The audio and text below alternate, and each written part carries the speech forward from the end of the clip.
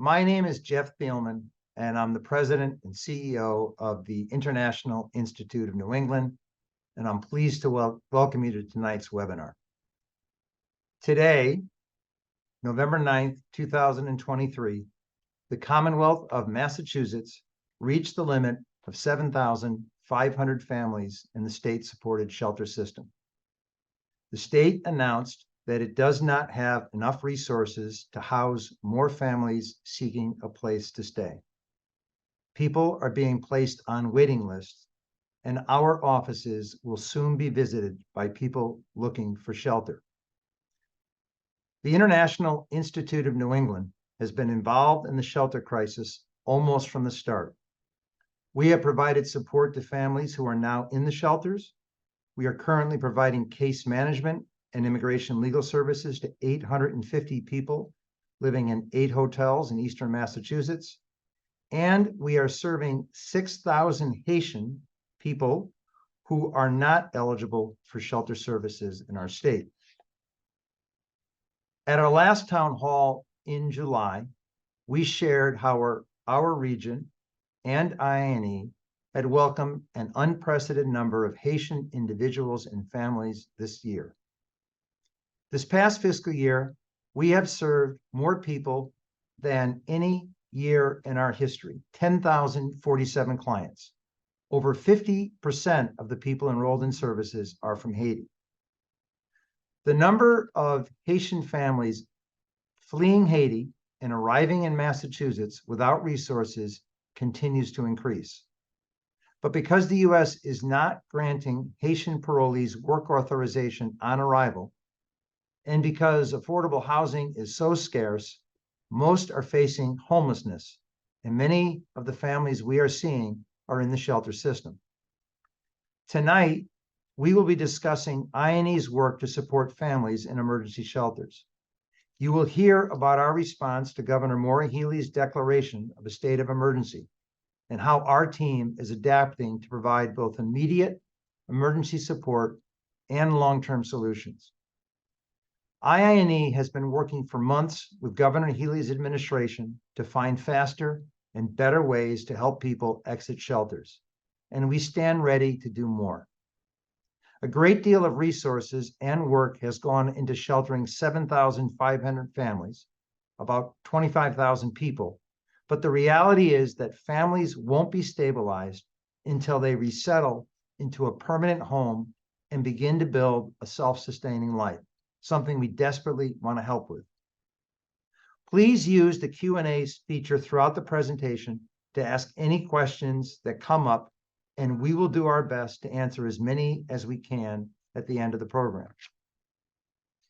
But first, as we begin every town hall, I would like to remind you of IINE's mission and the theory of change that guides our work.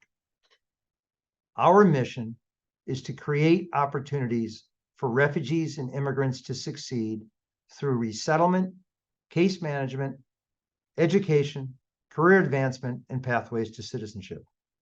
We have offices in Boston and Lowell, Massachusetts, and Manchester, New Hampshire, and we have built strong partnerships in these communities with school districts, healthcare centers, employers, and other community organizations that serve newly arrived individuals and families. We offer a continuum of services for a special immigrant population, those who have been persecuted and displaced, and who have been admitted to the U.S. with humanitarian legal status. We help refugees and other immigrants resettle, stabilize, and integrate into New England communities. Clients enter our services at various points in the continuum and may leave and re-enter as their situations change. We are dedicated to ensuring that refugees and immigrants receive the support they need to achieve self-sufficiency, and the model you see on the screen is the model we need more than ever to respond to the shelter crisis in our state. Tonight, you will hear about why so many Haitian families are fleeing to the U.S., why they are experiencing homelessness once they arrive, and how IINE is working to address this challenge by providing emergency support to unsupported shelters and advocating for more permanent solutions. We will also share ways you can get involved and help. Chief Advancement Officer and Senior Vice President Zan Weber will walk you through how we are partnering in the emergency shelter system, as well as our role in advocating for resources and policies that will help immigrant families exit the shelter system permanently. Then we will hear from 3 staff members who are working directly in the shelter system: Chief Program Officer Anca Moraru, Shelter Services Director Andrins Renaudin, and Attorney Casey Paige. The last 2 are in the shelters today, doing work directly with people in hotels. They will discuss the realities and challenges Haitian families are facing and IINE's work in helping them. At the end of the program, there will be a Q&A with Zan and Anca to answer any questions you may have. I'll now turn it over to Zan Weber, our Chief Program Officer and Senior Vice President. Thank you, Jeff. And good evening, everyone. I'm glad to be here tonight, and I'm glad you're here. And I'm going to be sharing some insights into how IINE is supporting Haitian families in Massachusetts emergency shelter system. So as Jeff mentioned, at our last town hall in July, we focused on why so many Haitian immigrants are arriving into our region. So before we turn our attention to the work that we're doing with sheltered families, I'd like to just quickly remind us of the complicated factors that have driven so many to flee Haiti. There have been multiple natural disasters, including both an earthquake and tropical storm in 2021 that severely damaged the country's infrastructure and killed thousands of people.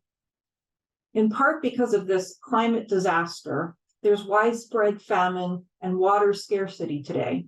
Nearly 50% of Haitians are currently experiencing food insecurity, and less than half of rural areas have access to necessary sanitation services.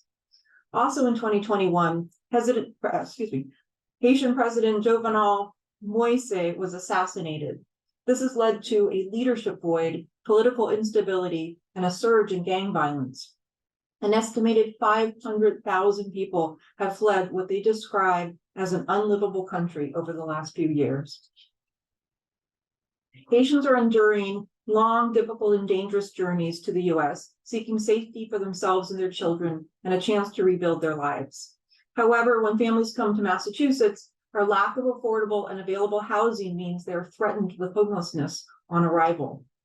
Fortunately, Massachusetts has worked hard to quickly shelter thousands of families in organized and supported emergency shelter sites, as well as temporary motel rooms and repurposed dormitories more recently. As Jeff said, as of today, there are 7,517 families, almost 25,000 individuals in the Massachusetts shelter system. Half of those are immigrant families with young children. The Commonwealth has said that it will not be able to guarantee shelter for families beyond this number that we reach today, courting a potential humanitarian crisis. So how did we get here? So there's 3 main reasons. Number 1, Massachusetts is home to the largest resettled Haitian diaspora in the US. There are over 100 million displaced people worldwide as more and more countries become unlivable for so many because of persecution, violence, and war, life-threatening poverty, and climate disaster. Massachusetts has had a very large existing Haitian community and is a destination for arriving families who are joining family members in a supportive community. Number 2, the U.S. is authorizing certain populations to enter the country without work authorization on arrival. Many populations, including Haitian immigrants and those from Cuba, Nicaragua, Venezuela, and other Central and South American countries, are not able to work and take care of themselves immediately due to their status that they're offered. The process to receive work authorization can take months, and it destabilizes families' ability to become self-reliant. And number 3, the reality is that we do not have a crisis in the number of people coming to Massachusetts. We have a crisis in available and affordable housing, which goes back about 50 years when the state was producing 30,000 new units of housing every year. Over the past few decades, they've produced barely half that much while the population has increased. Today, it is estimated that Massachusetts needs 200,000 additional units of housing to meet current demand. This is particularly challenging as Massachusetts is the only state in the US with a right to shelter law. And Massachusetts by law must provide housing for families with children under 21 and expectant mothers. Because of the growing discrepancy between housing and need, Governor Healy declared a state of emergency in August and placed a cap on guaranteeing shelter after the 7,500th family is supported. We reached that cap today, and the solutions are still unclear. Which leads us to how IINE is responding. Our mission is to support refugees and immigrants who arrive in Massachusetts and New Hampshire communities with very few resources to reach self-sufficiency.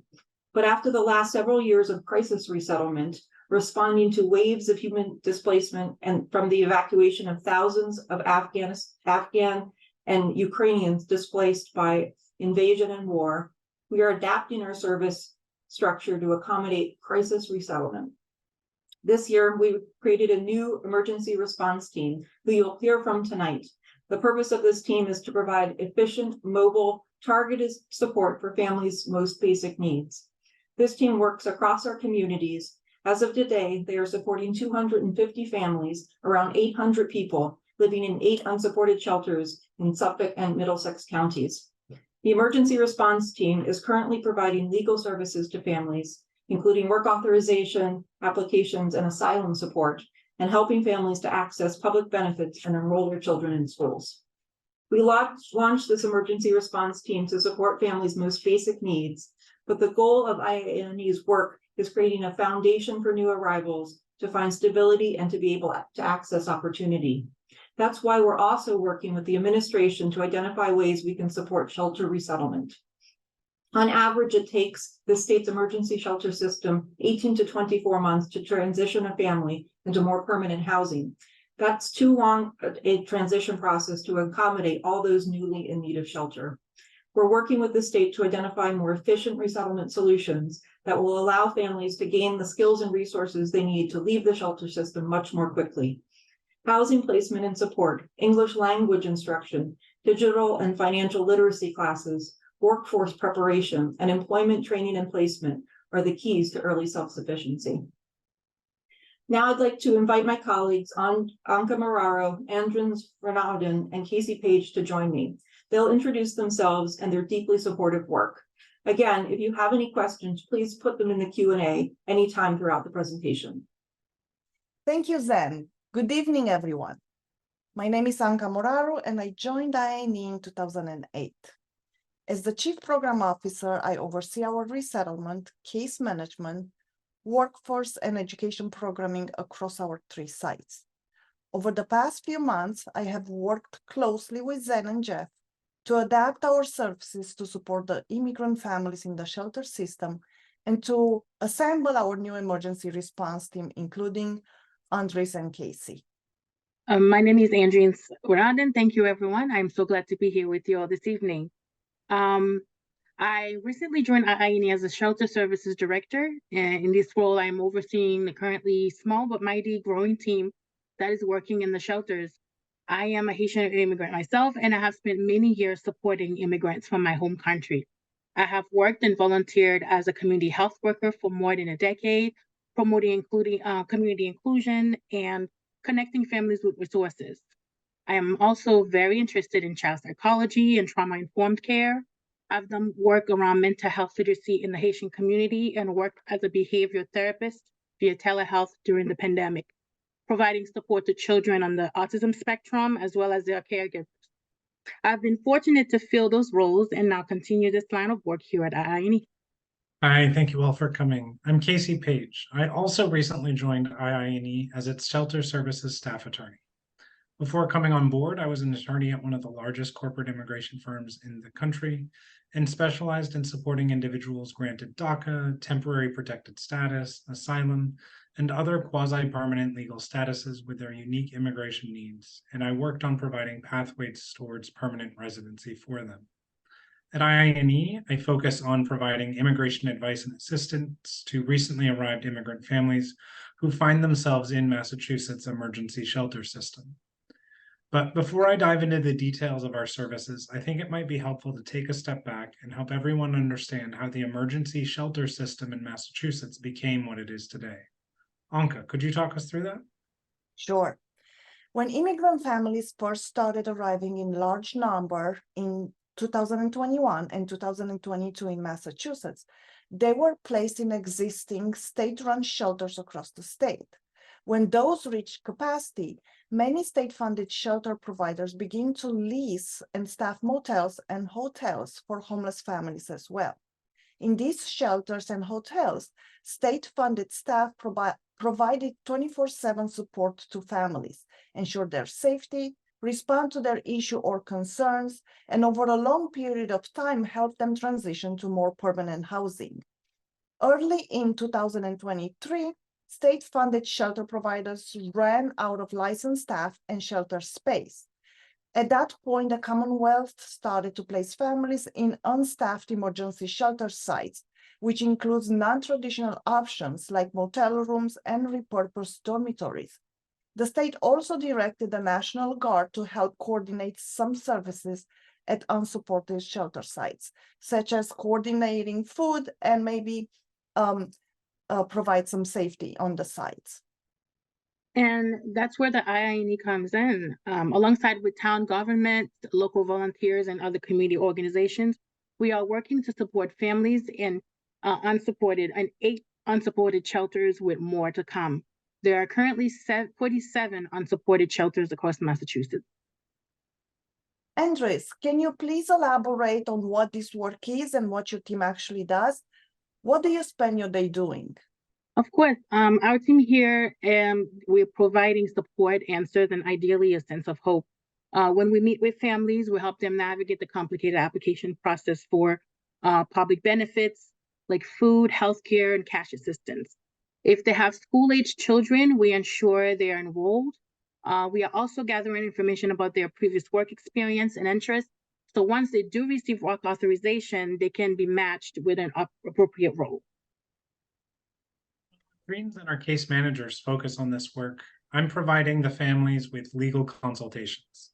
Not all immigrants arrive with the same type of status, and they're all at various points in the immigration process or in court proceedings.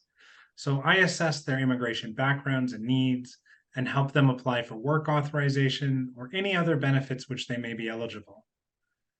The legal and immigration systems that they are navigating are extremely complex, even if you are a native speaker. We do everything we can to help them understand what their status is, what that means for their future, and what benefits are available to them. But in all honesty, it's really full of unknowns. I think that's an important point, Casey. One of the biggest challenges these families face is the constant uncertainty. Of course, there is the uncertainty of whether they will even be able to stay in the United States long term, since most are paroled into the country for just 2 years and without a path to permanent residency. But before they can even think so far ahead, they are worrying about what next week or even tomorrow will look like. They are wondering, will they move out of the shelter? If so, when? Where will they go? Exactly, Anca. We hear from families every day that they're desperate to put down roots. They want to work so they can get their own apartment. They want to have their own kitchen where they can cook their own food. They want stability for their families. Leaving an uncertainty like this is so difficult, especially when these families traveled months or even years to get here. Right. At the end of the day, no one comes here with a dream to live in a shelter. They want to start their lives and have a future here. Exactly, and they want to stay. I think that is something that is commonly misunderstood. All over the news, we're hearing phrases migrant crisis, but migrant is a term used for people who are on the move. They have not settled in an area, and that they haven't settled in an area. So that doesn't apply to the vast majority of people that we speak with every day. They very much want to settle here to contribute to the economy and the culture and to build a future with their family. I also think it's important to point out that while there is no doubt the influx of immigrants is straining the shelter system, this isn't a person crisis. It's an affordable and available housing crisis. The reality is we really need these new families to come and stay. Massachusetts has the tightest workforce in the country, with 2 to 3 job openings for every person available to fill them. And our workforce is aging. By 2030, the number of jobs across the state is expected to grow 21%, while the workforce will only grow 1.5%. IINE and the resettlement agencies across the state have decades of experience welcoming, stabilizing, and integrating waves of immigrants who go on to contribute a lot to our society and economy. If we take a long-term approach to this last wave, we know we can have the same positive results. I think people are likely wondering how we do that though. And the answer is to provide more comprehensive initial support. That's right. IINE is hoping to provide resettlement, English language instructions, and employment services to these families. It is critical to help them exit the shelter system more quickly and permanently, so there is never a need to return. Are there any other long-term solutions that IINE is focused on? Well, ideally, immigrants will never enter the emergency shelter system at all. We are advocating alongside other local agencies for a number of changes in funding and policy. We want to see more funding from the state to support housing and basic needs for the immigrant families, as well as redirect funding from supporting people in emergency shelters to rapidly secure more permanent housing. We are advocating for those eligible to be granted immediate permission to work in the United States, so there is no delay between arrival and authorization to work. We also want to see more equitable services for all immigrant population, regardless of their status, so there is equal access to resources and support. We know that when refugees and immigrants are given a proper support when they first arrive, they stabilize much more quickly, and as you said earlier, Anca, go on to contribute so much to our society and economy. Thank you, Andres, and thank you, Casey. I'm going to invite Zen to join us again. Thank you. Thank you, Anca, Casey and Andrins. Today is a really difficult day. As we've said a couple of times now, the Healy administration announced that they reached their self-imposed limit for families placed in shelter, 7,517 families in total. We're not clear what that will mean and what will happen to the families who continue to arrive. The House passed a supplemental budget this week that includes $250 million for the emergency shelter system, including $5 million to support overflow spaces to shelter families. We're hoping that the Senate and House together pass this legislation next week, and we're in discussions with them about how IINE can play a larger role in supporting sheltered families and also be a part of the next step in resettling sheltered families. There are many ways to help. There is a role for every person in our community to play in supporting new immigrant families. Helping such a vulnerable and growing population takes a community, and you all play an important part. These are the different ways that you can get involved and support our work. Number one, and most important, is to donate funds. Please consider scanning the QR code on the screen to give today. Our federal funding for each part of our programming is very restricted, not always covering the needs of all populations that we serve. We rely on private philanthropy to cover the gaps left by these contracts. And as you heard tonight, there's not enough funding to cover the cost of supporting families, so every dollar counts. Number two, donate goods. Families come here with nothing more than the belongings that they carry on their backs. We've seen families come without shoes. Many of them lack clothes for the cold weather. I think tonight's low is going to be in the low 30s. There's a large need for coats, gloves, hats, and more. You can find a full list of everything we need by site on our website. Number three, volunteer. We have many volunteer opportunities that range in time commitment from a single afternoon to longer reoccurring engagements.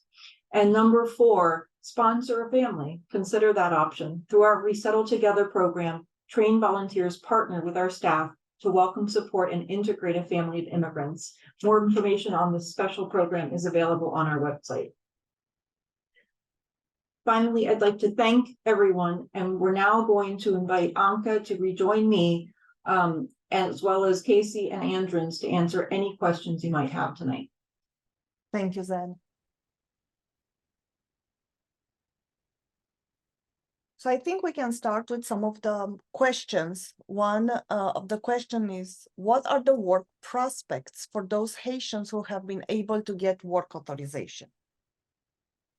I think I can answer that, at least I will try.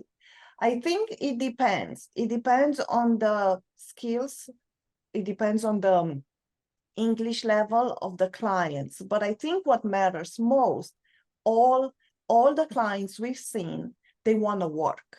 They want to work right away. They want to be able to provide for their families, and they want to be self-sufficient. So they will take any job as long as they can work. So I would like maybe Andrins to join me in adding to this question, since she's been talking to the clients a lot. Yes, that's definitely the biggest conversation at the hotels these days, especially for the men. They're looking to provide for their families. They said they don't want to be, they don't want to be on someone else's, tab, for a long time. They want to get out there and, do better and contribute to the economy. That's one of the things that they always mention. We want to contribute. We want to give back. We want to give back what they've been using to serve us since we got here. So definitely, this is something that's very big for them. Thank and I'll you. just also add that we, like a lot of other service providers, have really long-term and extensive employer relationships. And we're really, really used to quickly helping someone train up, learn how to navigate the U.S. workforce, interview, build a resume, and then we can help place them in jobs. Sometimes that, like Anca said, depends on their English language level, but we've also built relationships that can keep them in ESOL programming while they're entering the job, the workforce, and so they can build their English skills while beginning to earn an income. What does unsupported shelter mean versus supported shelter? Zen, do you want to take that? Yeah, you guys did a great job, I think, explaining this in your conversation. But I don't know how many people use that term, but what we mean by supported shelters are shelters that were existing and designed to support people who have reached homelessness and need an immediate place to stay. And those are shelters that are state funded and managed by contractors or other organizations that have experience moving, both supporting and sheltering people, but also moving them from that place, getting them sort of strengthened and stronger, and then moving them into the community. So I think the emergency shelter system in Massachusetts is pretty extensive, and it's been able to accommodate 25,000 people, which is it's been able to accommodate about half of the number of people that are sheltered, which is pretty extraordinary. But they had run out of shelter earlier this year, and there are not enough state-funded providers, licensed providers, and staff to be able to take care of everyone and immediately shelter them on arrival. So that's when the state earlier moved to unsupported shelters, which are hotels for the most part, that are just simply set up to be able to get someone from the welcome center into housing that is warm and a roof over their head and some food. But what our concern is with these unsupported shelters, and some of the reason that we have been invited to help support families in those shelters, is because they just don't have services set up. And for people who are so new, so unfamiliar with our neighborhoods and our communities, so potentially so unfamiliar with the language, and don't really have an orientation to our communities, we really need to make sure that they're able to find support. And then we've also been very, very helpful in getting people work authorization, getting them moving from being eligible for work to actually having the authorization to go to work. What do you say to people coming to IINE seeking shelter now that the shelters are full? I'll let you take that, Anca.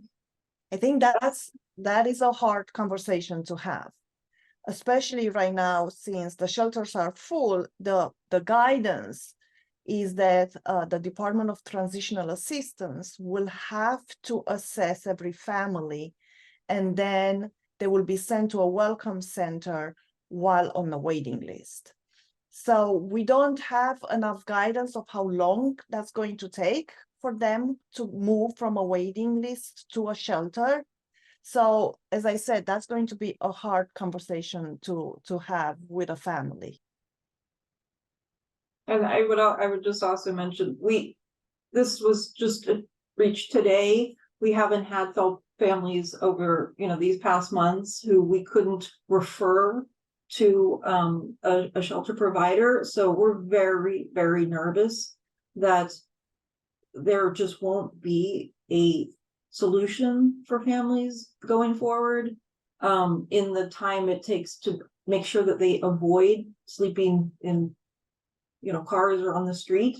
But we're also a part of a lot of conversations the state's having to set up overflow shelter sites, and we're really hoping that those sites move quickly, get set up, and that there aren't too many families like caught in the middle between what we know we can refer them to now and being able to find a roof over their head.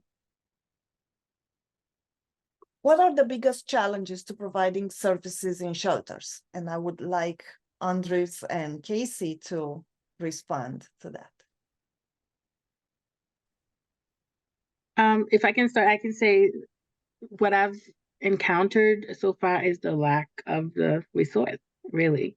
And then them not having to wait to get work permit is another one. And transportation, all of that. The moms are talking about their babies, the non-school age kids that are not, that are at home with them all day. So there's not resources to have those kids be in daycare. So they worry that once their work permit, gets here, they're still not going to be able to leave the kids to go to work. That's what I'm encountering so far. On my end, immigration is easily the most complicated area of law that we have in the US. Perhaps tax law is a little bit more complicated, but in immigration, you have multiple agencies, multiple jurisdictions, in fact, that control the way that things go. So something as simple as updating your address with immigration generally requires filing paperwork via mail or sometimes online with at least 4 different agencies. And so trying to explain, or figure out that they're not receiving a notice because they thought they updated immigration with their address when they've really only updated one agency with their address. And, you may find it surprising that while they're all under the Department of Homeland Security, the various offices within immigration, the various immigration departments, don't actually communicate all that often with one another. So updating with ICE doesn't update CBP, updating with, your immigration judge, they won't tell the immigration lawyers that are often in the same building those address changes. And so, that becomes very difficult to explain to people that, they may have done some things and not others. And now they have to start all over with a new agency just to move forward. So that tends to be very complicated. Just describing how the system works tends to be a huge challenge. I don't understand why the federal government would grant parolee status without also granting the authority to work. Can you explain their reasoning? Yeah, I think I can field that one. So like I just said, there are multiple government agencies. And so when you present at the border, it's CBP, Customs and Border Patrol, that you're speaking to.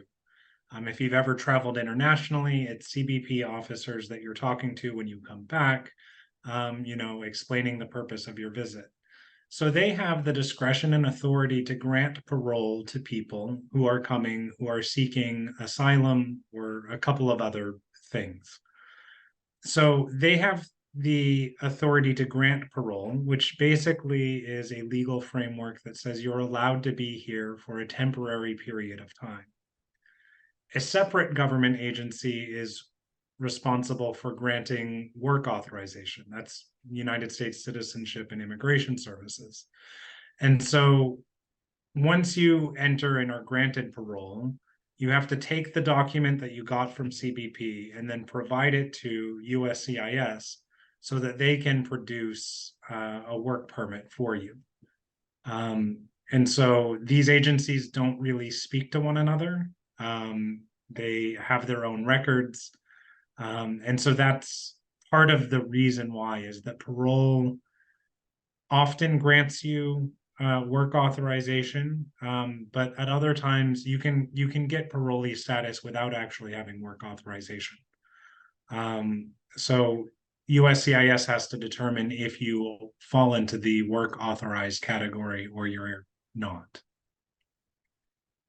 And I'll just also mention that, like, at the bigger picture level, the government really treats different populations that we're offering support to very differently, has different processes for that, as Casey said, but there's a lot of geopolitical, I think, interests at play as we welcome families. The Institute serves this special population of particularly persecuted people who have humanitarian status. And even when someone is at that level of experience and need, doesn't mean that the US government treats everyone with the same amount of support or even eligibility for support. So we just, exist in part because of the human fallout of that, and work every day to try to figure out how do we deal with these inequitable statuses that create such inequity in what people are offered in terms of support, and how do we help someone who may come into the country and are basically handicapped from getting themselves into a supportive and self-sufficient situation. So that's one of the most incredible challenges that we have, just responding to the human fallout of US immigration policy. If I find housing possibilities in an empty convent or rectory, how should I approach the pastor or religious superior about how logistically people could live there? How would people be supportive and the local community or school near the convent be reassured?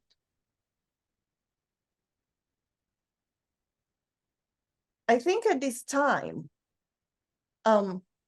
when people are moving outside the realm of shelter, I think it's the state's responsibility to provide services until is a resettlement agency or other agency like us is assigned to that particular place. So services will be provided, but I think at the beginning, and I have to be frank with you, it will be probably not very organized, but that's why the state is putting a program together for volunteers who can help the people in shelters or the people who are right now coming and being on the waiting list, helping with housing, offering housing. So they are working on a program to provide services to people who will be outside the regular shelters or hotels. Yeah, and I would also say we were on a call today where and learned that they're really actively looking for overflow support sites and working really creatively to try to figure out how do we get a portable bathroom into a site without, a particular plumbing? So we're not the organizing agency for overflow site work. We don't have shelter. We're not experienced in providing shelter ourselves. But I would contact the Massachusetts Office for Refugees and Immigrants, who are working closely with the Department of Housing and Livable Communities to identify some of the opportunities for communities that have some shelter to offer. So I think it's wonderful to offer that. And then I do think that in speaking with your congregation or your pastor, you may be able to let them know that the state's really interested in finding creative solutions to places that aren't used to housing people. The Best Western in Concord and Minutemen in Acton are using MOD, an agency that provides services. Is their work different than your work? I don't know what that acronym means. It sounds like it's an emergency shelter provider, but I'm not sure. So if it is an emergency shelter provider, there are a couple of them assigned to the hotels and doing supportive shelter services. If it is another organization, they're probably similar to the institute, or they may be a volunteer-based organization providing support. We're a part of the network of resettlement organizations across the state, and we have a unique contract, which is very poorly funded to cover some of the shelters and supports that we're providing. Can you also speak about the needs and programs in New Hampshire? Could New Hampshire help out Massachusetts? I think from what we've seen, there are very few Haitian clients in New Hampshire. So maybe because New Hampshire doesn't have the right to shelter. I don't know how New Hampshire could help Massachusetts unless they open up to all the and provide maybe their shelter options. I don't think that was discussed yet at the state level. So I'm not sure if I have enough information. I don't know if Zen, you do. I mean, that's an awesome offer. And we have a program in Manchester, New Hampshire. The current, I think, challenge is that when people are first here, they're really trying to stay within communities that are experienced in supporting them, have resources, have other community members that may be in the same situation. So what we're finding is, like, Boston's a destination city for a lot of Haitians to sort of start their journey here. And the further away from concentrated communities we have to place people because of the shelter options or housing options, the harder it is for them to get to feel connected, to feel anything but isolated. So I think that, I don't know anything about the interstate relationship. We don't usually have families that can cross from one state to the other because the state governments and their services are so different. But I do think that to the extent that we can keep people in communities together, we're going to try to do that. And I think that's pretty much answering to the last question. They're saying, are there any other states with receptivity, need for workers, and lower costs that you work with? I mean, I would just, sort of I have the same response. Like, we work in New Hampshire and Massachusetts. It is very complicated to work within each state's services and infrastructure. So we don't have interstate relationships. I love that idea. I think that there is an opportunity, and through this whole experience that the entire country is actually undergoing, to think about immigrant integration differently, to come up with some solutions and some new ideas. I don't think it's fair or right to have certain states overwhelmed by people and other states with a lot of resources without being able to sort of share some of those resources. But I also think all of it kind of goes back to who we elect and what we want from our from our government, and, you know, how we advocate for some of those changes that, you know, happen with immigration status, but then also kind of impact the way people are integrated. I think that's all we have for the questions. Thank you so much, everyone.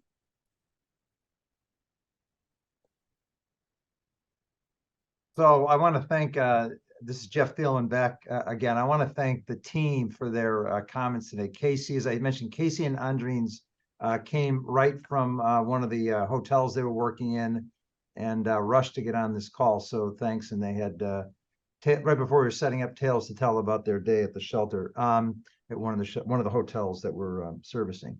And Anca oversees our whole program team. We have about 200 staff now.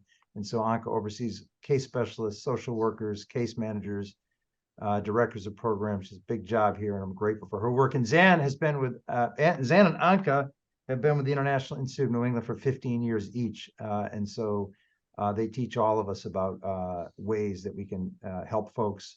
And I think, as everyone said, we are, you know, this is a humanitarian crisis that has greeted the Commonwealth of Massachusetts. And we think this is a new reality for our state and for the country. People are coming from all over the world. They're migrating from difficult circumstances. They're looking for new places to live. And we know that there are 80,000 plus Haitian folks already in the Commonwealth of Massachusetts. That's why people want to come here. They want to be with their friends and family and neighbors from back home. And that's going to continue. That's not going to stop. That is not going to stop. This crisis will not end. People will continue to come to this state and other states looking for better lives. And we're prepared to do our part to help out. We're in conversations with literally dozens of different organizations across the state that are involved in this issue in one way or the other. Andrins is talking often times to local communities that are involved in this issue in Bedford, Billerica, Arlington, Woburn, Malden, Revere, Watertown, different places where we're working. And so local community groups are helping out. Lots of volunteers across the state are helping out.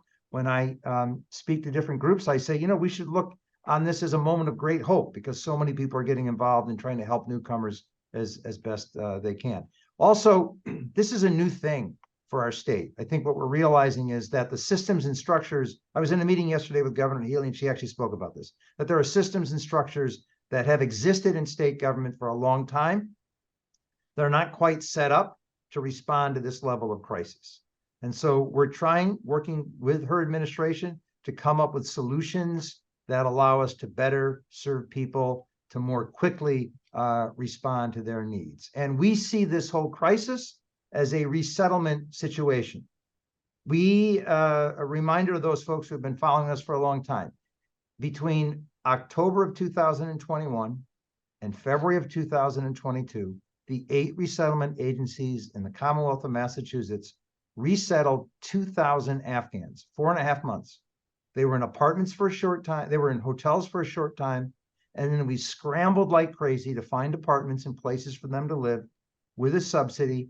And we have said to everyone from the governor on down in many, many meetings over the past several weeks, that we, the International Institute of New England, and the other resettlement agencies want to do the same thing as fast as possible with people that we are serving.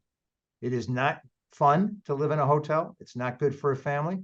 And we want to do our part to get folks out of those hotels as fast as we possibly can, get them into stable apartments with a subsidy, and to help them to find employment and begin their lives. So thank you very much to everyone who joined us this evening.